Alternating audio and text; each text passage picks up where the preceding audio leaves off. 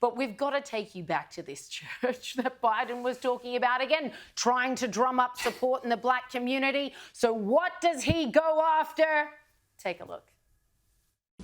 The word of God was pierced by bullets and hate, of rage, propelled by not just gunpowder, but by a poison.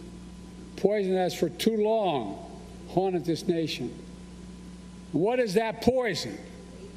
White supremacy. Oh, it is. It's a poison. Throughout our history, it's ripped this nation apart.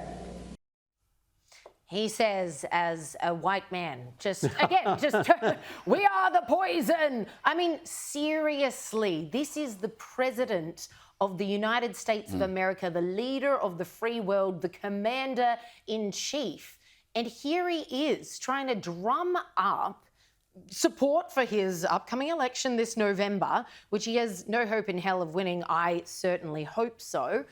And yet that is what he's choosing to go after. Talk about know your crowd, know your audience. Yeah. This is what they want to hear. This is what I'm going to give them. There's a really good article in the current issue of The Spectator, Australia, in which it says this expression, white supremacist, used to apply to people like the Ku Klux Klan, who really are white supremacists. What's happened now is that expression is now applied to all white people. If you're white, you're a white supremacist. Now, there is a little fringe of nutters who are white supremacists, and they live in the hills of Tennessee, and they're stockpiling baked beans in case there's a nuclear war. That's who they are. They're nutters, right? The majority of the white population are not white supremacists. It's interesting that's what that's being applied to. Biden is demonising white Americans while importing millions of people across the Mexican border. It's a very dangerous game that they're playing. And to go into a black church and say white people are the enemy, and the lack of self-awareness, himself being a white man. I mean... We're terrible. I hate us. Well, it's like, well, why should I vote for you then, pal? You're the wrong colour. Let's turn to what I think is a really serious issue. It's an issue raised by the Pope Francis in a speech recently, in which he raised questions about surrogacy. He talked about surrogacy as always being exploitative. Here is part of what he had to say. Desprecabile la pratica della cosiddetta maternità surrogata che lede gravemente la dignità della donna e del figlio. Essa è fondata sullo sfruttamento di una situazione di necessità materiale della madre.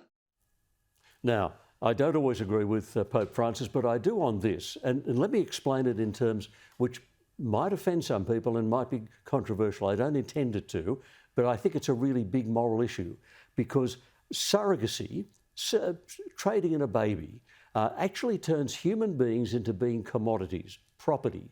So it's the moral equivalent, it's morally equal to slavery. Now, I know that's a very strong thing to say, but think about it. This is a little human being who is a commodity who can be bought and sold or given as a gift, the way you would with a large screen TV or a car. It's something you can give someone, or you can sell them, or they can buy. This is not. And because it's a baby and can't protest, it's the smallest, humblest, weakest kind of human being. Therefore, we can trade in these things. I think this is morally, absolutely, utterly despicable. I know there are people who, here on Sky and elsewhere, have said, no, this is all right. And the idea of being unhappy about surrogacy. Think about the poor parents who can't have children otherwise. Think about the babies that are being traded as if they are a new pair of Nikes. They are human beings. They are living, breathing human beings with souls, and they are not commodities. They are not properties, and they cannot be given or bought or sold. And so I think all kinds of surrogacy, whether it's altruistic surrogacy or commercial surrogacy, is morally horrid.